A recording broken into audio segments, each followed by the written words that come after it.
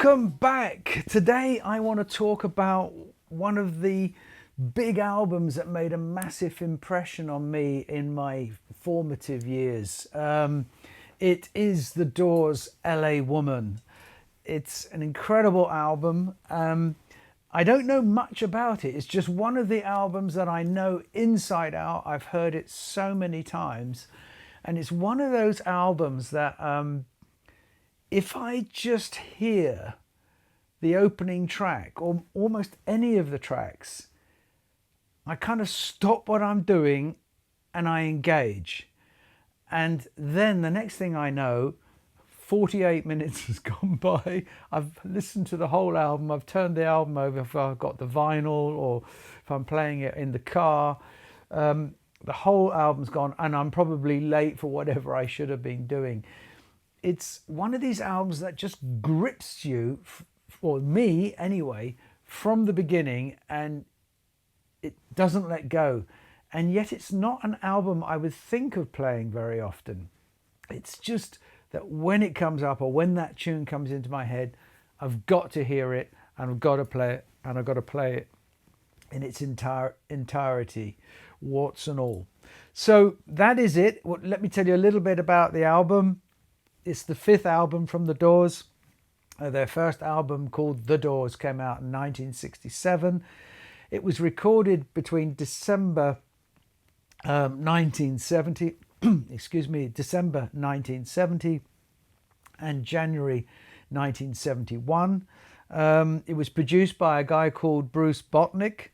It was originally intended to be produced by Paul Rothchild, who had been working with the band for a long time. But I think he was in a difficult place. And when he was hearing some of the tracks they were working on, he just thought, oh no, this is too commercial, it's too poppy or whatever. For whatever reason, he walked out. Some say he was very upset with the death of Janis Joplin at that time and that everything was a bit too much for him. But anyway, he nominated Bruce Botnick to take over. So it was recorded live in their rehearsal rooms in LA. There's very, very, very minimal overdubs. So what does that mean? An overdub is when they record something and they go back and they put something on top and then something on top of that.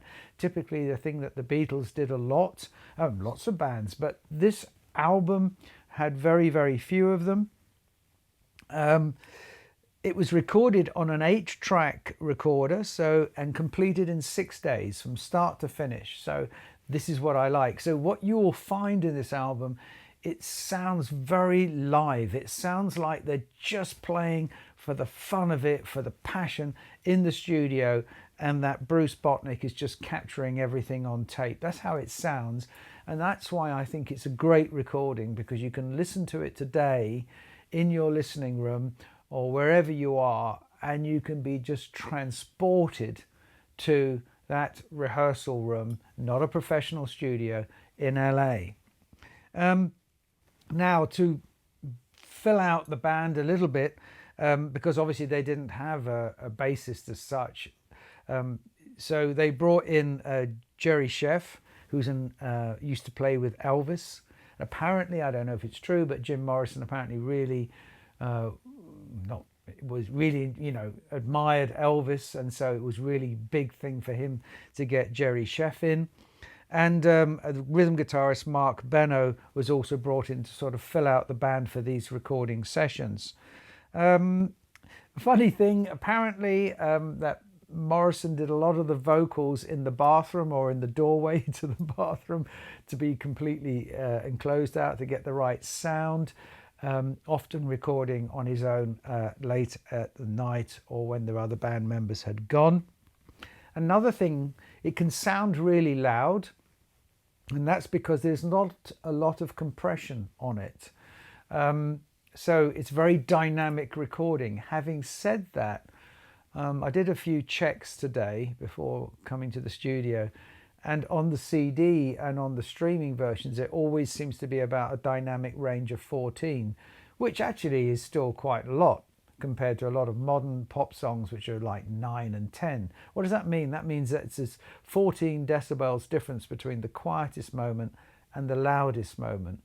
And when you think that our CDs are capable of 60 or even 90 decibels, in today's world, we only get a fraction of that. Why? Because it sounds better on the radio, better in your car. But if you want to get that real live feel, that is the price that we pay. So, but it is big and it's dynamic. The bass playing, as you'll hear, is outstanding, but it's not a big, deep, boom, boom, boom, stomach rumbling, churning, room shaking kind of bass. It's bass being played as an instrument with melody. So that's a bit about the album itself. Let me tell you a little bit about the Doors, and I made some notes, to be honest, because, well, I didn't know a lot about them. It's just that, as I say, LA Woman is such an important album in my collection. It's so important to me. In general, I just thought, I'm going to do this album. So I had to check it all out again in case I screwed up like I usually do.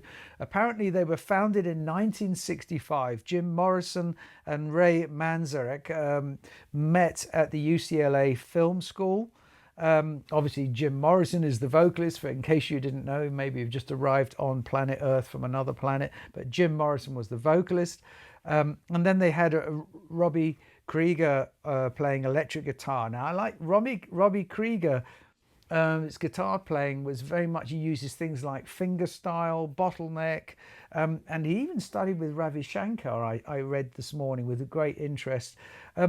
Ray Manzarek, I think I didn't mention, he's the keyboard player, of course, and is involved or writing, composing a lot of the music here. And he came from Chicago, whereas Robbie Krieger and John Densmore both came from LA, and Jim Morrison, I believe, too, came from LA.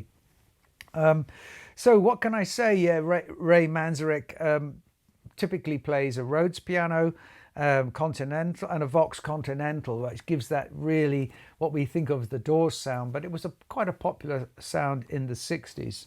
So that's the Doors. That's about it. Excuse me. So I want to really more or less go straight in and play you this album, well, not the whole album, just excerpts of the album. Let's hope that the copyright people, well, I won't be able to, they will take all the money from this video, of course, and quite rightly, I don't have a problem with that. I'm playing their music. But I'm going to play our way through the album and let's see how it goes. Now, so see it as an LP, because it was obviously brought out in 71 on vinyl. There was no other medium at the time. I don't even know whether 8-track was around then. I suppose it may have been. That's something for me to check out. But it opens with a track called The Changeling. And for those of you who know me well and follow the Great Recordings playlist of mine, openings are really, really important. And this opening is very unusual because it basically blasts right in. Now, if you're putting the vinyl on, it's great because you get the little as a needle hits the groove and it goes in and then it starts. Whereas when you're streaming, or if you're playing it from streaming via your own database, which I'm doing here, yeah, it's a bit, sometimes you can miss that very first beat. Anyway, enough of this. Let's give this a listen. Here we go. The Changeling.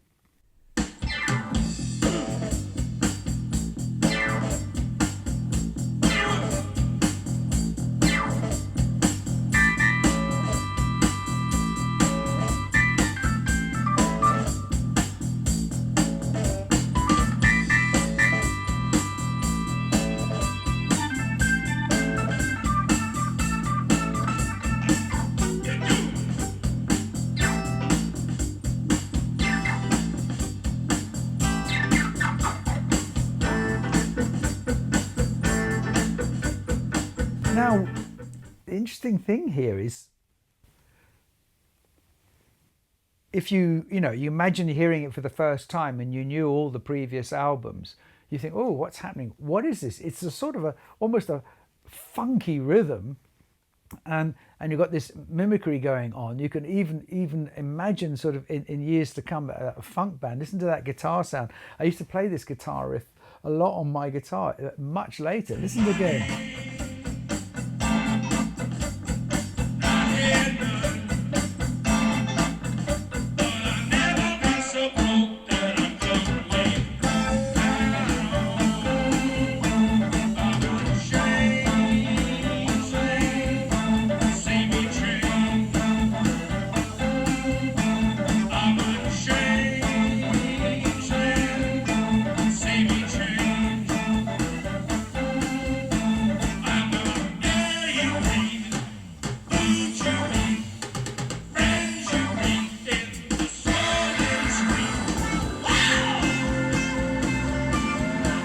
Really strong vocal here. Here we go.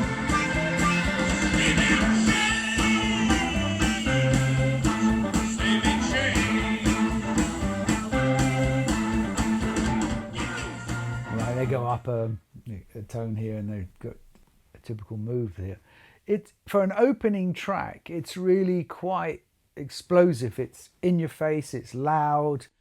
Yeah, I think it's a very, very interesting opening track, and it isn't in some ways reflective of what's to come, because when you think of LA Woman, when I think of LA Woman, I think of very much of it as being a very bluesy album.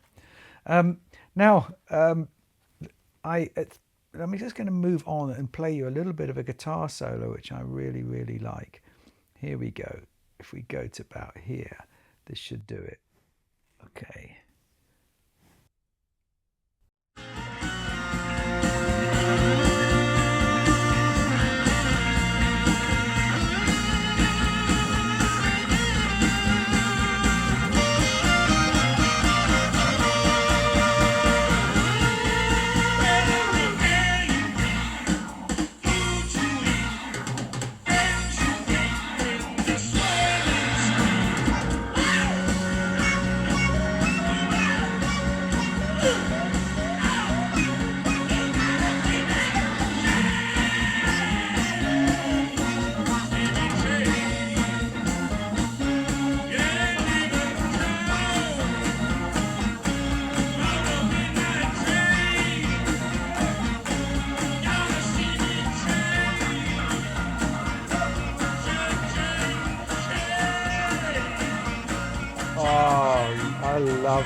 Love that vocal.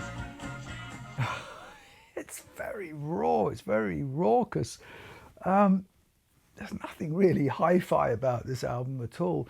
The bass, as I said, is not deep and thunderous. If this was mixed, certainly by me today, and I was recording today, there would be this sort of, I'd have that bass really rumbling in the back, in the deep, in growling, I think is the word I would want. But it's incredible. And you think, wow, if that's the opening track, what's next? And that's the very, very surprising thing about this album, because the next track is called Love Her Madly, and is written by Robbie Krieger. And listen out to the bass line in this. It's really, it's just incredible. Jerry Sheff is excellent, and on a lot of the tracks on here, but this one, it really, really stands out. And it's very commercial, and some people say it was because of this track that Paul Rothchild left, thinking that they'd sold out or whatever. But it's such a big contrast from the opening track, but it fits brilliantly. I think it does anyway. See what you think.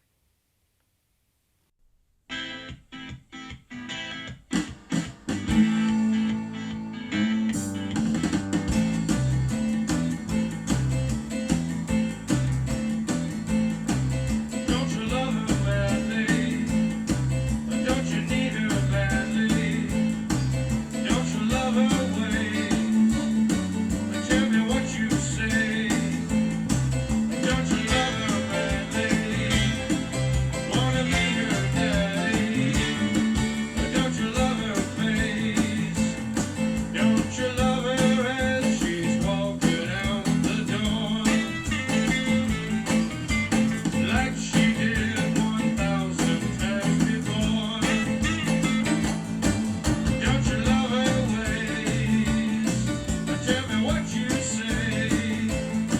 Don't you love her as she's walking out the door? Now, the funny thing here is there's elements of this which is very swinging 60s, and yet the way that they perform it, it's really modern. And maybe, oh, I just love this. I think this is the Vox.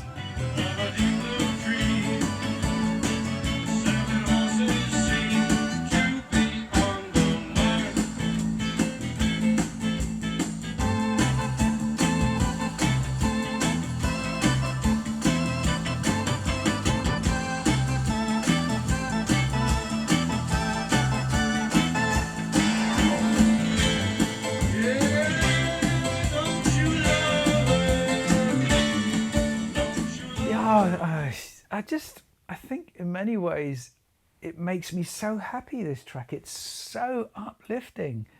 And yet the lyrics are quite ironic, aren't they? Don't you love her as she's walking out the door?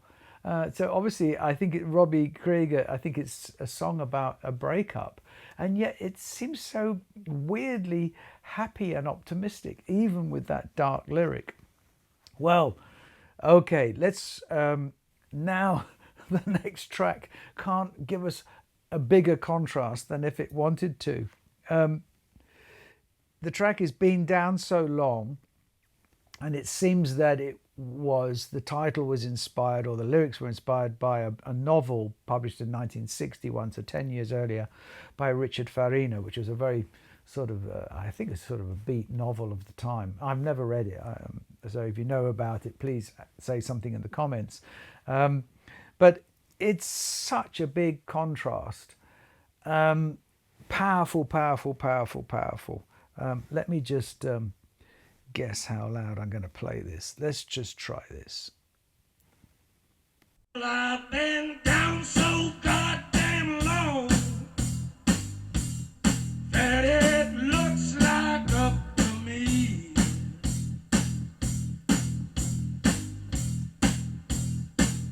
Well, I've been down so very damn long that it looks like up to me.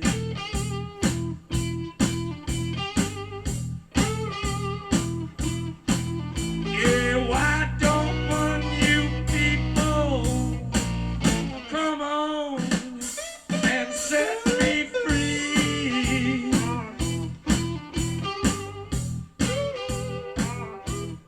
I said, Warden, Warden, Warden. If we just break this down a little bit from a recording point of view, we've got almost no reverb on his voice. I think the reverb probably is from the hallway outside the bathroom. They may have added some, but I've got a feeling that's natural, and that's why he likes singing there. But he's still full in on a microphone. I heard also that he actually recorded the album using the microphone that he'd been using playing live. So he's very familiar, and it's quite an intimate relationship between a microphone and a singer. Well, certainly for some singers, and I get the feeling here. But, you know, the drum sound, boom, chung, chung, chung, it's no big production. They haven't spent ages trying to get just the right reverb and timbre from the drums. I think basically the microphones have just been placed so well that you just get the natural ambience. And it's, as I say, to me, it sounds like you're just sitting there in the middle of the room listening to them playing in their rehearsal studio. And that's how it sounds to me, and I love it. Now, I want to talk about the fourth track, which is The Cars Hiss By My Window. I'm going to say it slowly. Cars hiss by my window. And all the years I've had this album, and I've had it, I think, since not long after it came out, I never really understood this. The cars hiss by my window like the waves down on a beach. And everybody was saying, oh, you know, Morrison, such a great poet. He's such a genius lyricist. And I loved the song and I loved everything, but I couldn't work it out. Anyway, years later, I'm sitting in a hotel, lying in bed in a hotel in Cambridge, England, and it's near a main road, and there must have been, the windows didn't quite close, typical old British hotel. And I was lying in bed and I could hear the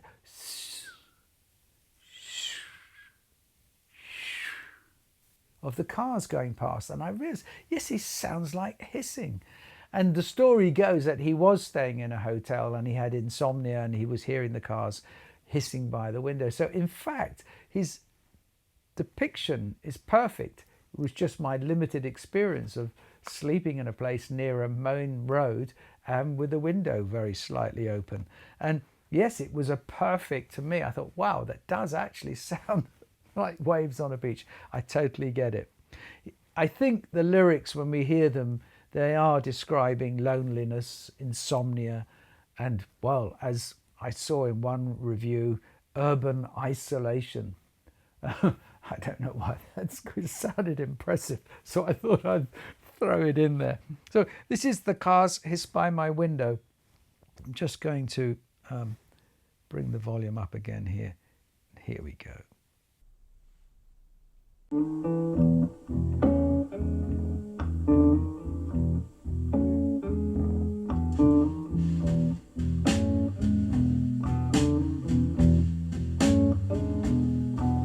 The cars hiss by my window like the waves down on the beach.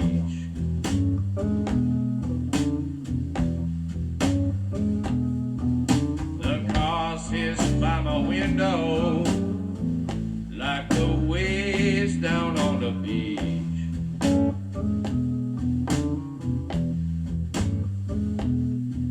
I got this girl beside me, but she's out of reach.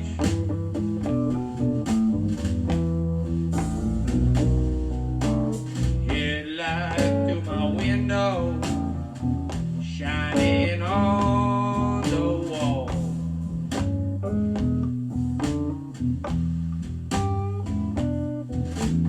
Headlight through my window, Amazing. shining on the wall. It's, for me, this is fantastic. This is, well, you have to call it white blues, I suppose, if you have to put a label on it, but it's just so moody. And what I think makes this a great, great recording is the fact that the every track is different in many ways, and yet, and with big contrasts, and yet they all fit well together. Let's just bring it back up a bit.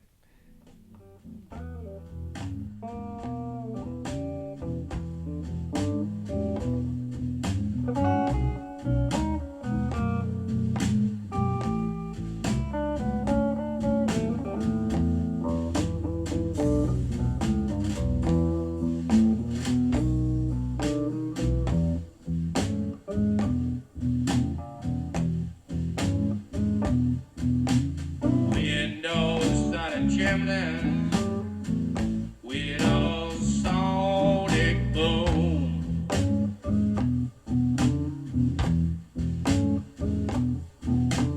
Windows started trembling with a sonic boom. Boom. A cold girl will kill you in a darkened room. Fantastic.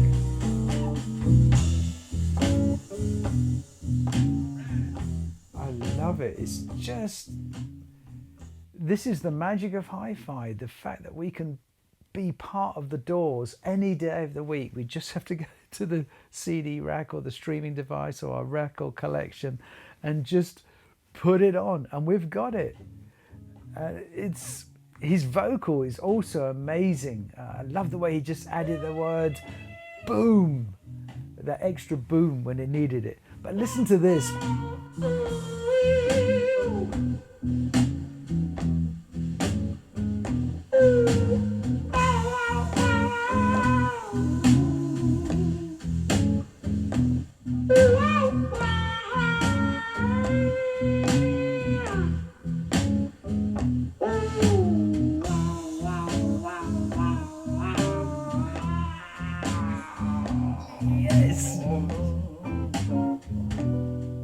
fantastic ending.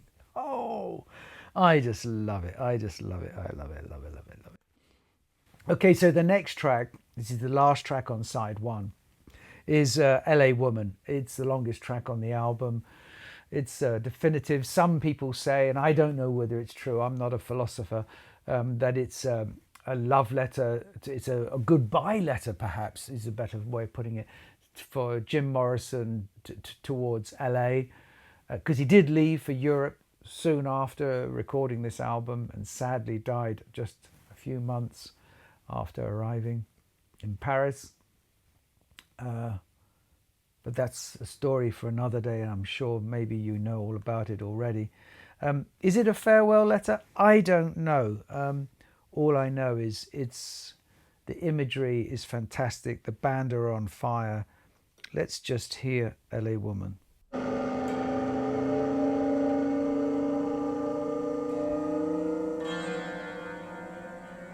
Great entry here.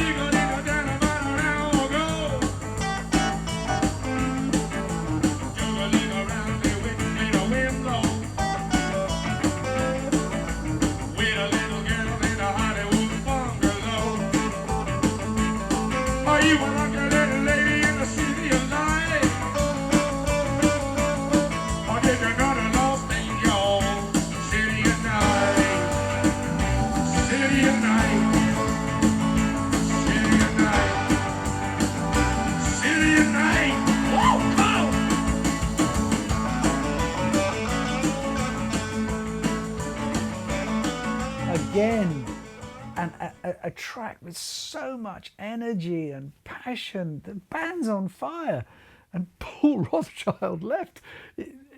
Yeah, I mean, just to be a small part of this album, I would happily have been the person who supplied the sandwiches or went to get coffee from the local coffee shop. This is an extraordinary album because you're right in there. As I've said before, I'm sorry, I'm repeating myself, in the studio with them recording it. Absolutely amazing track. And it goes on, and it's never boring. There's always these little elements where the guitar is mimicking Jim Morrison's melody, and they pick up on each other. You really get the feeling that the two of them are watching and listening to each other. I don't know quite how that was recorded, but the drums, and now obviously I'm sitting in between my loudspeakers, which is a bit of a weird place to sit. So I've got basically, it's not even really a snare drum, it's a snare with the snare off, going hitting here. It's very fast. The recording, that because of the lack of compression, it's really fast and sharp, and the Model 1 is great for this because those tiny little cones, they can really move very, very quickly. And with our little LTA microzonal preamp into our 7040 amp, I have to say it really is very, very punchy in here. It's just like, yeah, I'm sitting next to the drums, and that's exactly how it should be. But we need to move on rapidly to side 2. And I remember when the album first came out, the track L'America, I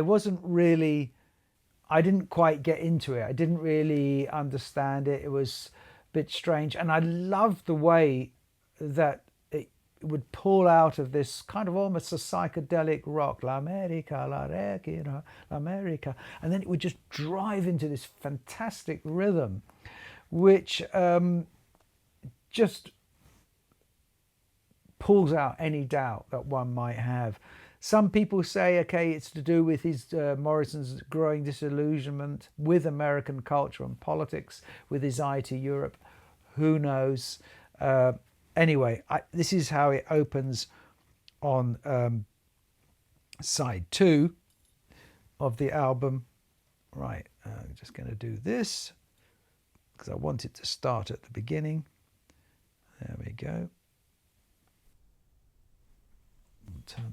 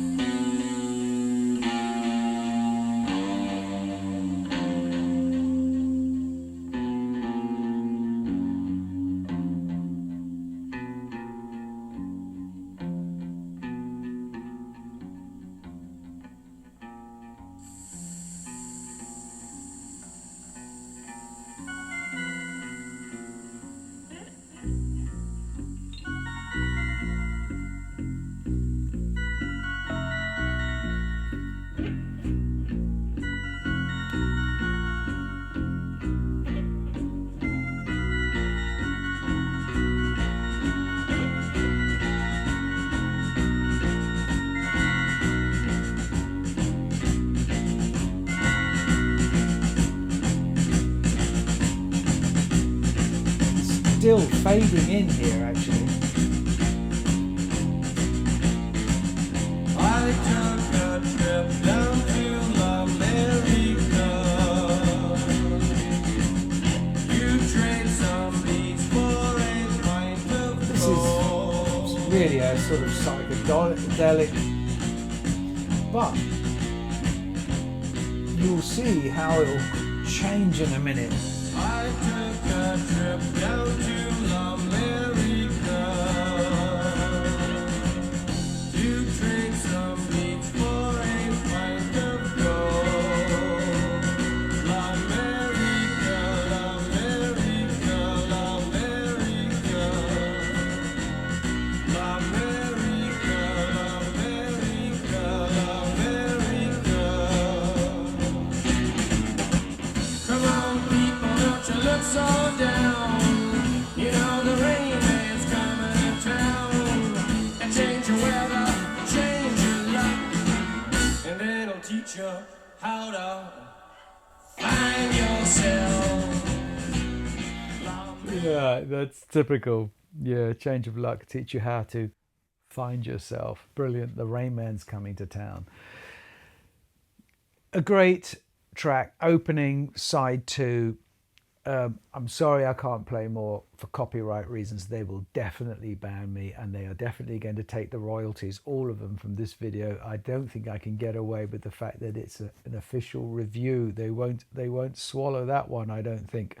Anyway, so now we're coming on to track 2, side 2, and Hyacinth House. Apparently it was recorded on a professional 4-track machine instead of the 8-track. Oh, by the way, I just wanted to mention, obviously we've got, with the previous track, some really strong evidence of an echo machines being used. So obviously there was quite a bit of technology kicking around that they would need, but it's the simplicity that makes it fun. Anyway, Hyacinth House. Some say he stayed in a house called Hyacinth House, and there was all sorts of stories going around it. That's for people to read and interpret what they will. But what we do know for sure, because you can prove it, is there's an organ solo 2 minutes 10 in, which is basically taken from Chopin's Polonaise No. 6 in A flat major, opus 53. And if you look that one up, I'll put a link to it in the description. You'll see exactly what I mean. Now let's just see how I'm going to do this now. I'm going to just go straight into Hyacinth House. Here we go.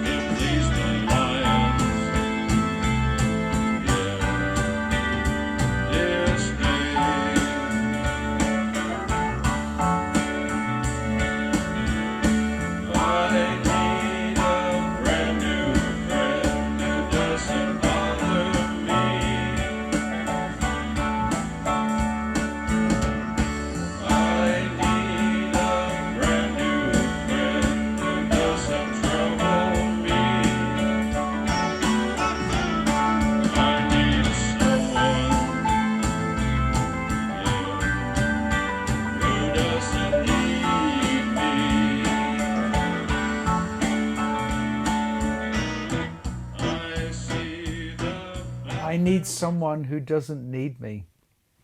Yeah. Great. I love all the way the little turns in the songs as well. You know, they're going into different sections and little very nice sort of key changes and chord sequences. It always has something to lift you and take you in a direction where other than where you were naturally headed, which is a sort of an element of humor, really, that you think it's going to go somewhere, but actually then it twists in another direction. And here I just love it. And it's such again, a nice contrast with the first track. Like on side one, we had a big contrast, didn't we, between the opening track and the second track. And now we've got the same thing here. This is, yeah, it's easier to get into. It's easier to groove with. It's laid back, and you get the feeling that everything's going to be okay, you know. And now track 3, Crawling King Snake. Now, I used to listen to this and absolutely love it to bits, of course. But I didn't realize until I did the research for this talk, actually, that this song was written in 1941. 1941, imagine that. It was already like 30 years old when they recorded this album. And it was written by a blues singer called Big Joe Williams. And it was made famous, I think, in 1959, can it be? Or was it 51? Anyway, I will check. By John Lee Hooker did a famous version of it. It's I've written here hypnotic and compulsive. It absolutely is. And it brings back this element of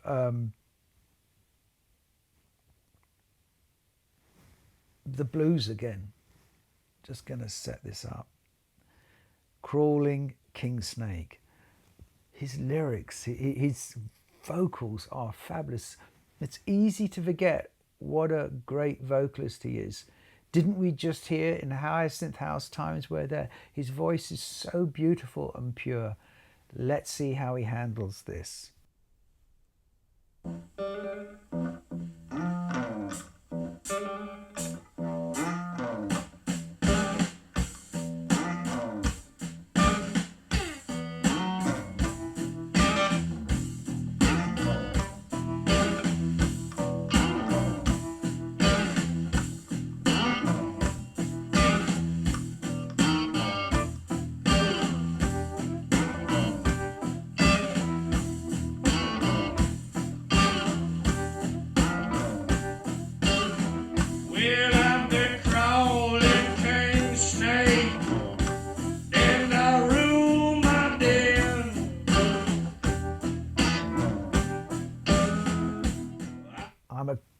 The crawling king snake, and I rule my den.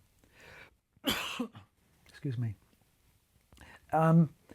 Great. Let's just flip back, if you don't mind, to the original version, because I think this is interesting to compare how that opens and how this opens.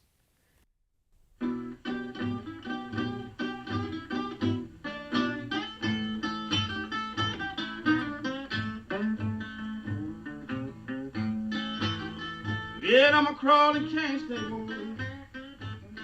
I'm a giant all around your door. Yeah, I'm a crawling king snake, baby. Yeah, I'm a giant all around your door. You ain't had a nerve to tell me. Yeah, well, she didn't want me no more. Isn't that lovely? It's so lovely. And you can see that the Doors have added their absolute magic to it and made it completely their own. Let's just pick it up a little bit further in. Here we go.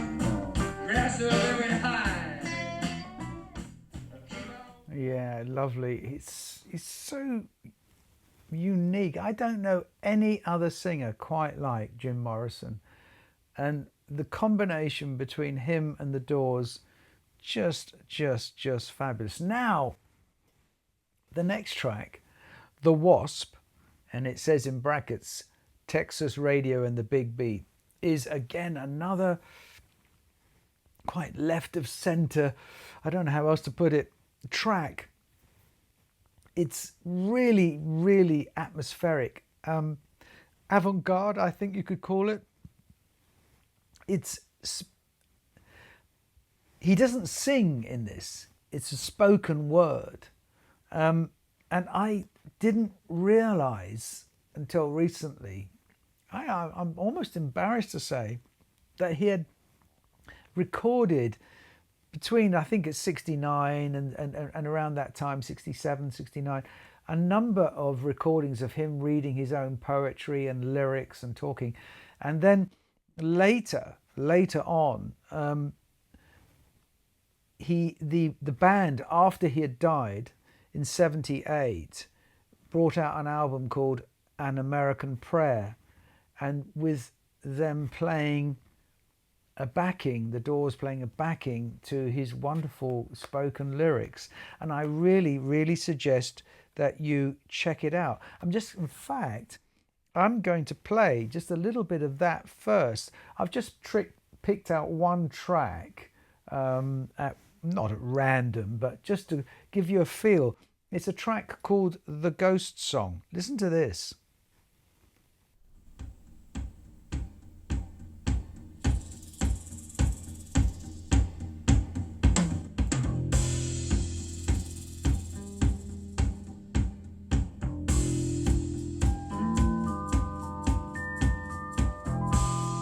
Awake. Shake dreams from your hair, my pretty child, my sweet one. Choose the day and choose the sign of your day, the day's divinity. First thing you see.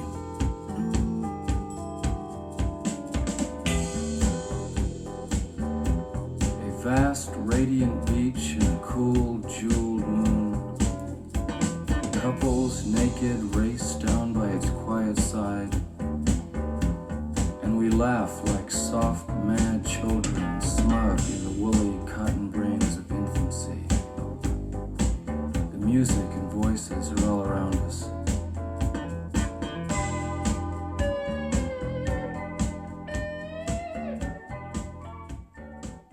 Wow, I love that. This is an album I'm definitely going to explore. And there's a track on that album too, which is him. It's not talking about the Riders on the Storm, the track which we'll come to in a minute, but definitely it's in poetry, it's a lyric, it's him speaking, and it creates a most eerie feeling, a wonderful feeling, just incredible. So let's actually play a little bit. I should play a little bit actually of the track itself from the album. I'm sorry I led you off the garden path here. Let's hear a little bit of the Wasp, Texas Radio and the Big Beat. I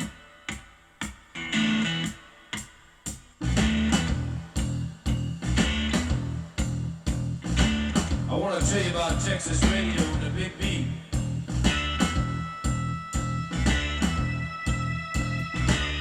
Comes out of the Virginia swamps, cool and slow with drumming precision. The backbeat narrow and hard to master.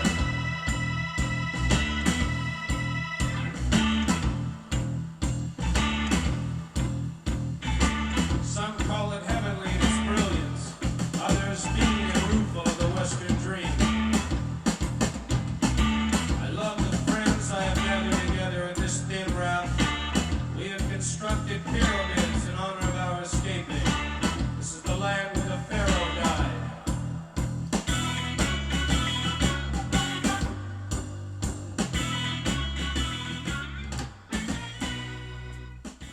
I love this. I'm trying to imagine too how Elvis's bass player,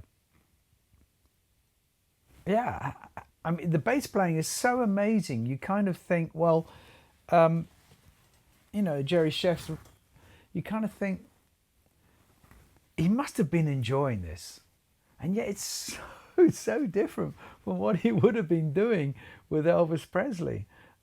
I just get this feeling that the band, all of them, are so into what they're doing, and it comes across.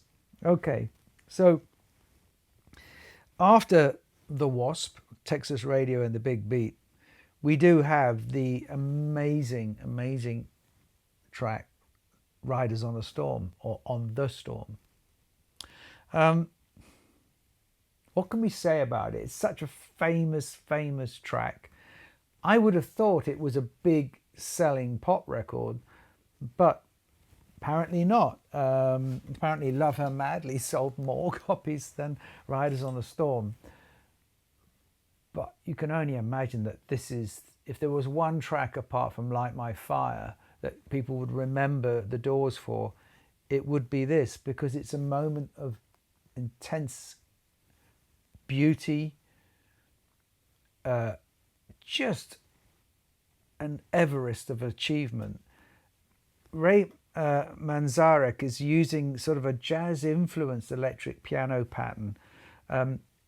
It's a bit, it gives me the idea that it's sort of inspired or moving around this modal jazz form, that harmony that you could imagine Miles Davis playing in his own way. And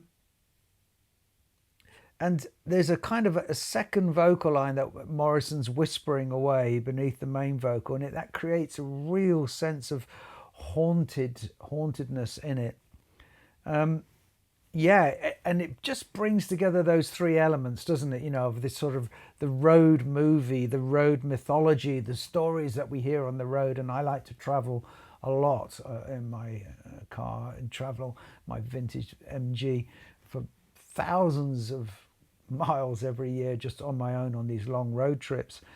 And I can identify with this this sort of loneliness, this existential loneliness that you have on the road, and the myths when you meet someone in the evening and they tell you some fantastic story of what happened to them or what they witnessed years ago.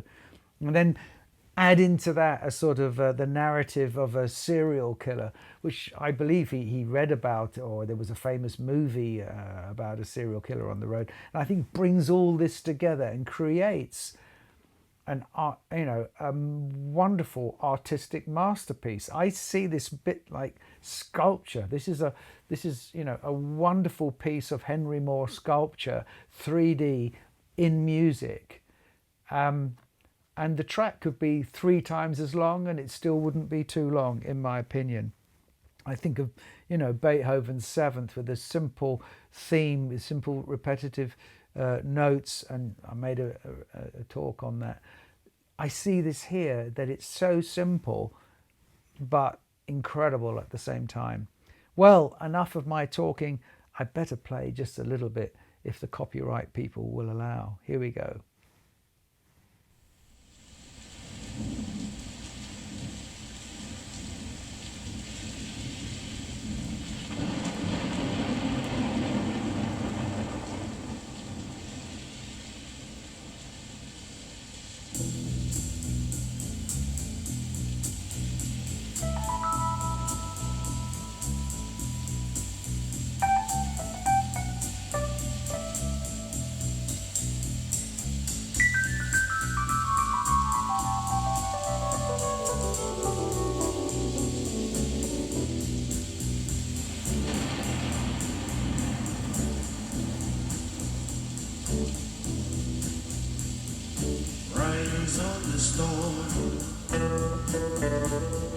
Riders on the storm.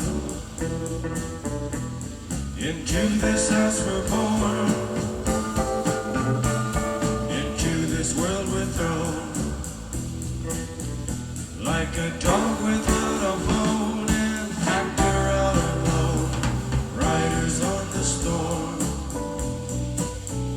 There's a killer on the road. His brain is squirming like a toad. Take a long holiday. Let your children play. If you give this man a ride,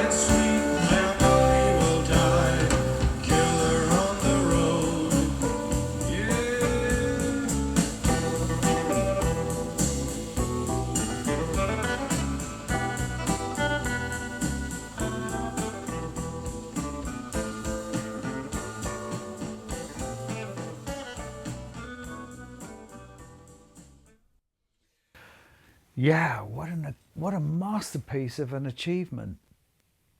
And I hope that's, if you knew it already, it's brought back some memories.